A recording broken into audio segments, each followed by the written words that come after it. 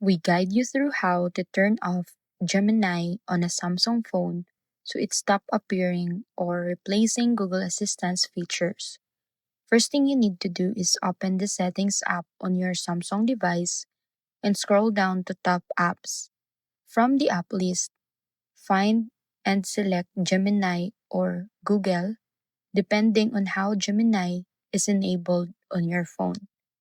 Next, tap Default Apps, then choose Digital Assistant app and switch the assistant back to Google Assistant or set it to none if you don't want any assistant active.